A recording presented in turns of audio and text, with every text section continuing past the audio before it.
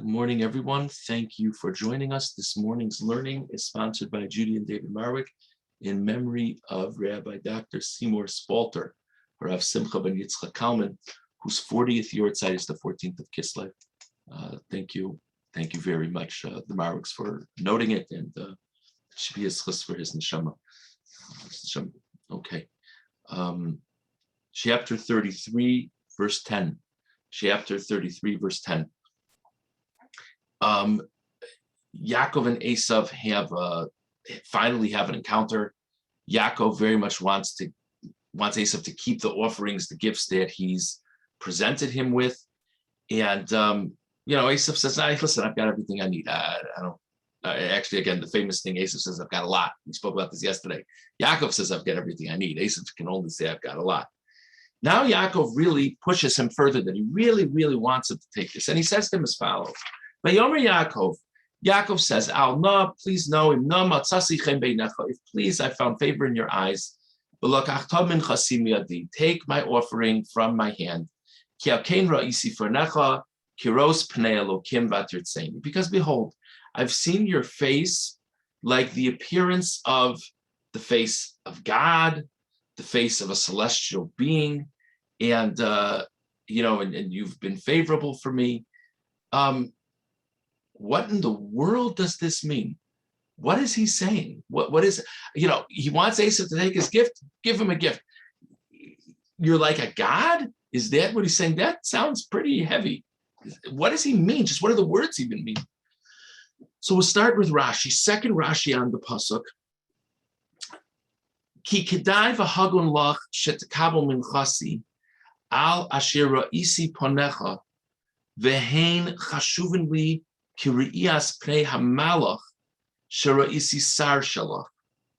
the first thing the Rashi says is that Yaakov is saying to Esav, I really wish you'd take my gift, because looking at you is like looking at the angel that represents you. And that was the encounter that Yaakov had with the angel. V'od, not only is it wonderful to engage with you, but I'm very pleased that you've forgiven what I've done to you. Now, why in the world? So first of all, Rashi's explaining he doesn't mean the face of God. He means the face of an angel, that he's saying to Esav, seeing you is like seeing your angel. Fine, that's the pshat in the word. Why in the world does he mention that? So that he'll be afraid of him, so that Esav will be afraid of Yaakov. V'omar, it's a great name drop. In other words, Yaakov says to Esav, it's such an honor to talk to you. It's talking to you is like that time that I met your angel. What? and that, so on the face of it, he's currying favor with Esav, but in the implication of it, he's saying, don't mess with me. I've dealt with a lot more difficult beings than you. So that's how Rashi explains both what he's saying and why he's saying it. Kli Yakar has a very different approach. Kli Yakar on pasuk Yud, Kiros pnei Elokim, Kamosha Roa pnei Elokim shalosh pamim b'ashana ksiv v'lo yeru fanai rekam. So the first thing that Kli Yakar is explaining is what's even the correlation. Forget even what the word means. What's the correlation? I think you're such a great person, so I really want to give you a gift. What does his being a great person have to do with giving him a gift? How does one connect with the other? So the Kli Yakar cites a very different context. What do we say when people are ola regel? People make the pilgrimage to Jerusalem, to the temple for the special holidays. We say they shouldn't present themselves before God empty-handed. So the Kli Yakar says, what do you see from that? You see that it's somewhat of a derech eretz. That it's, if you have the merit to present yourself to a distinguished, prominent being, you should be giving something. You need to bring offerings when you come to the Beis Hamikdash for the pilgrimage.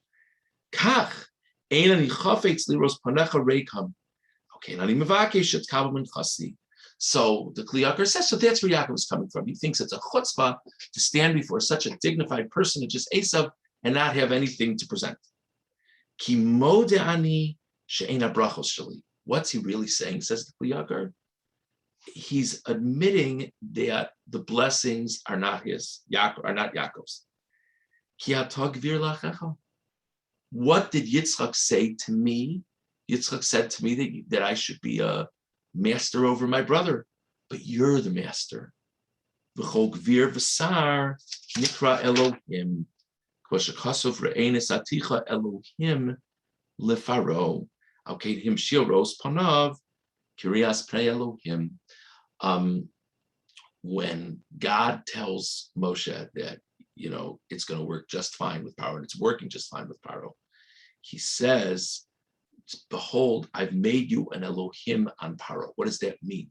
Does that mean that Moshe is going to be Paro's God? Is that what that means? Kli says that's not what it means. What it means is I've made you Paro's master. So Kli says that's what Yaakov means in this pasuk also. When I look at you, it's like I'm looking at someone higher on the totem pole of life than I am. That's what he's saying to him.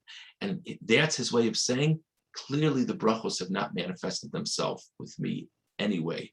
Clearly the brachos rest with you, because the core of the brachos, who's going to be on top, and you obviously are on top. Therefore, please accept my offering. Please accept my gift. V'lo ala mincha tiber kain, ki im al habrachos shebarucheni avi. Really interesting pshat. The Yakar says what he means in the next pasuk. Please accept my offering. We've already discussed that he wants it to take his gifts as animals, as this, as that. He says now he's saying, please accept the powers of the brachos that were given to me. You are the rightful holder of those brachos. Kachna usalach, take it for yourself. Ki sholchahi, because it's truly yours. V'yu vaslach, ki avi kishabarcheni hayadato alecha. You know what? Our Father meant you anyway. And I see the brachos have manifested themselves more with you than with me. So obviously, my whole ploy was pointless. And you are the holder of the brachos of Yitzchak, because that's what Yitzchak had in mind. V'im tomar im eina brachos shali im kein me'ayin li kol haruchosh hazeh. So, well, wait a second. I mean, Yaakov's done pretty well himself. We have this fascinating story in last week's parsha with the sheep and Lavan and the deals. So is that not the blessing of God? How could you say that the blessings of Yitzchak haven't taken effect on Yaakov? Of course they have. I'll say, Omar ki chanani Elokim. So the Kli Yakar says, that's what next phrase that Yaakov says. Yaakov says, please take my offering. Kli Yakar says, that means please accept the force of the blessings, because God has been good to me. Meaning, says the Kli Yakar, shenasali outsad hachanina gechonen dalim. Whatever I have, it's God has been chanon for me. Chanon, we say it's one of the 13 attributes of mercy. God has been merciful on me, like you do for a person who needs a lot. Lo outsad achiyah mitzad brachos. It's not that God is blessing me through Yitzchak's blessings. It's that God feels bad for me. So God's been good to me, but you're the holder of the blessings. V'netzach Yisrael lo yishakar av b'shem nigla amarisi panecha kiros pnei Elokim. Mikol makom b'libo esa kavana kashem shevhalti b'layla k'sheraisi pnei Elokim amalach shalach kach nevhalti b'rias panecha. So, according to the Kli Yakar, Yaakov is really, really doing everything he can to mollify Esav. At least according to Rashi, he's saying it with a smile, but the implication behind the smile is, you don't think I can handle you? I fought with your angel 2 days ago. That's the, according to Kli Yakar, he's saying you should have the brachos, you should have everything. So Kli Yakar is bothered by this pshat in a sense, because is Yaakov just completely lying through his teeth? So he says Yaakov means something else in his heart when he says the words. Sometimes we have a situation like that. Obviously, in general, we try to be very honest, truthful people, but every now and then we're in a situation where, for whatever reason, we don't think we can really say what's on our minds or really communicate what's on our minds. And we say something that is technically a true statement, though it's very possible that our audience thinks we're saying something different than what we actually are saying. So the Kli Yakar says that what Yaakov means is standing before you is just like standing before the celestial being. I was terrified when I was standing before the celestial being, and I'm terrified when I'm standing before you. That's what the Kli Yakar says. He's actually saying, but the way it's supposed to come, it's supposed to process for Esav, because Yaakov's pretty confident that Esav's going to take it in as haughty a way as possible, and he does, is wow, he thinks I'm the biggest VIP around, and he's giving it on the brachos, all this great stuff. So two very, very different pshatim. Okay, we are now going to jump ahead to chapter 34, verse 13. Chapter 34, verse 13. Okay, we have the very, very bizarre story of Dinah and Shechem. Brief summary. We'll talk about this much more tomorrow, God willing. But just a brief summary. Dinah, the daughter of Yaakov, kind of went out, and she was seen by Shechem, who was very interested in her. Shechem took her. It seems he forcibly had relations with her, and now he wants to marry her. So Shechem and Hamor, his father, who's like the governor of the town, the mayor of the town, whatever we want to say, come to meet with the mishpacha to see if they can make a shidduch. Now, one doesn't have to be creative to imagine that Yaakov and his sons are not excited about this idea on a variety of levels. We don't have to explain why this is off in all kinds of ways. And Shechem says to Yaakov and Yaakov's sons, whatever you want from me, I'll do. You want me to give a big dowry? No problem. I really just want to marry Dinah. And now in chapter 34, verse 13, the